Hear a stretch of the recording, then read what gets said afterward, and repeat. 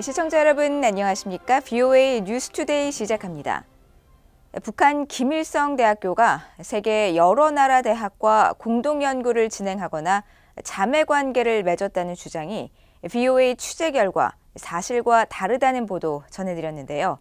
유엔 대북제재위원회도 이 같은 사실을 확인하고 북한 측의 일방적인 주장이 해당 대학들의 평판에 영향을 주고 있다고 지적했습니다. 또 제재 위반 여부를 조사하고 있다고 밝혔습니다. 첫 소식 박승혁 기자의 보도입니다.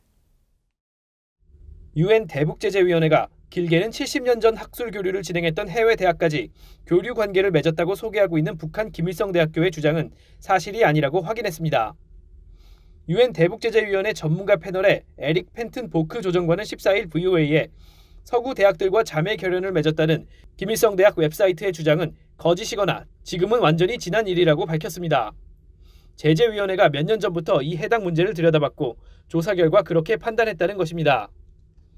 또 김일성대학의 이 같은 일방적인 주장이 관련 대학들에 피해를 줄 수 있다는 점도 언급했습니다. 이 같은 거짓 주장 때문에 서구 연구기관들의 신뢰성이 떨어지는 작은 평판 위험이 있다는 겁니다.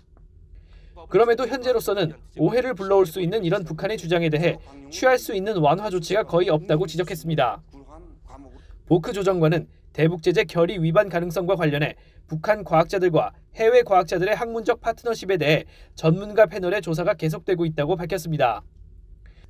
유엔 안보리는 지난 2016년 채택한 대북결의 2270호에서 유엔 회원국이 자국민을 통해 북한의 핵활동이나 핵무기 전달 체계 개발에 기여할 수 있는 전문 교육 혹은 훈련을 하는 것을 금지했습니다. 김일성대는 공식 웹사이트를 통해 유럽, 중남미, 중국 등 세계 여러 지역의 기관들과 자매대학 사이거나 공동 연구를 진행한다고 주장하고 있습니다. 그러나 VOA 취재 결과 대다수 대학들이 관계를 정리한 지 오래인데 아직도 자신들의 대학 이름이 포함된 데 대해 이해하기 어렵다는 반응을 보였습니다. 특히 프랑스 동방언어문화대학은 2016년 모든 교류가 종료된 후 대학 측의 목록 삭제를 요청했지만 아직까지 아무런 반응을 듣지 못했다고 말했습니다. 동유럽 슬로바키아의 코멘스키 종합대는 김일성대와의 협력은 70년 전이라며 지금은 아무 관계도 아니라고 일축했습니다. 김일성대 측이 협력 관계를 주장하는 해외 대학과 연구기관은 약 40여 곳에 이릅니다. VOA 뉴스 박승혁입니다.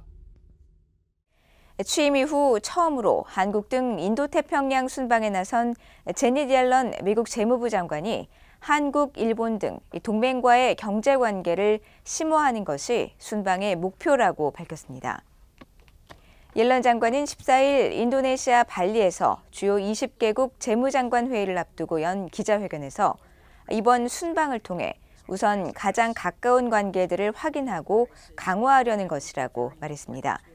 그러면서 일본과 한국과 같은 동맹국들과 G20 회원국들과 경제관계를 심화하면서 우리의 경제와 공급망을 더욱 강력하고 회복력 있게 만들 수 있고 미국과 국제사회의 물가 상승을 불러일으킨 값비싼 혼란을 방지할 수 있다고 강조했습니다. 옐런 장관은 인도네시아에서 G20 재무장관 회의를 참가한 뒤 19일 한국에서 추경호 경제부총리 겸 기획재정부 장관, 이창용 한국은행 총재를 만날 예정입니다. 마크 에스퍼 전 미국 국방장관은 미국, 일본, 호주, 인도의 비공식 안보협의체 쿼드를 확대해야 하며 한국이 훌륭한 후보국이 될 것이라고 밝혔습니다. 트럼프 행정부 시절 국방장관을 지낸 에스퍼 전 장관은 14일 워싱턴 민간연구소인 브루킹스 연구소가 주최한 대담에서 한국은 기술 강국이자 경제 대국이며 전략적 위치에 자리하면서 뛰어난 군을 보유하고 있다며 이같이 말했습니다. 에스퍼 전 장관은 일본의 핵무장 가능성에 대해선 미국이 일본에 해구산을 제공하고 있다는 점을 상기하며 일본이 핵무장보다는 한반도 군사 충돌을 지원하고 남중국해 또 동중국해에서 중국을 억제하는 데 필요한 전통적인 전투 역량 개발에 더 많은 투자를 하길 바란다고 언급했습니다. 또 북한 문제와 관련해선 트럼프 전 대통령이 북한과의 긴장을 일시적으로 완화한 점을 높이 평가하지만 북한 문제 해결을 위해서는 여전히 갈 길이 멀다고 진단했습니다. 개성공단 내 대형 트럭이 운행 중인 장면이 포착됐습니다. 공장 건물에선 승합차로 보이는 차량도 확인됐는데 여러 대의 버스가 특정 건물에 정기적으로 정차하는 사실과 더불어 한국 자산에 대한 북한의 무단 가동 정황이 점차 뚜렷해지고 있습니다. 함자 기자가 보도합니다. 일요일인 지난 10일 북한 개성공단을 촬영한 플래닛랩스의 고화질 위성사진입니다. 개성공단 내 섬유 회사가 밀집한 사거리에 남쪽으로 막 우회전을 한 듯한 대형 트럭이 보입니다. 적재함을 포함한 길이가 약 12m, 폭 약 2m인 점으로 볼 때 18에서 25톤 중량의 대형 카고 트럭으로 추정됩니다. 개성공단의 한 건물에선 승합차로 보이는 차량도 새롭게 발견됐습니다. 개성공단 서쪽 지대에 위치한 한 화학공장 부지에서 발견된 이 차량은 건물 쪽으로 차체를 바짝 붙인 형태를 하고 있습니다. 어떤 이유에서 대형 트럭과 승합차가 개성공단을 출입하는지 알 수 없지만 북한이 한국 측 자산을 무단으로 이용하고 또 반출하고 있는 정황에 더욱 힘이 실리고 있습니다. BOA가 버스 여러 대가 지속적으로 정차한다고 지목한 공장 건물에선 이번에도 한국이 제공한 버스 8대가 확인됐습니다.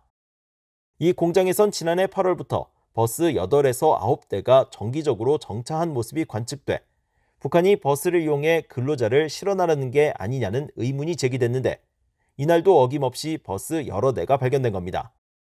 이 버스 한 대에 최대 50명이 탑승할 수 있는 만큼 9대의 버스에 나눠 타고 이동할 수 있는 근로자는 최대 450명에 달합니다.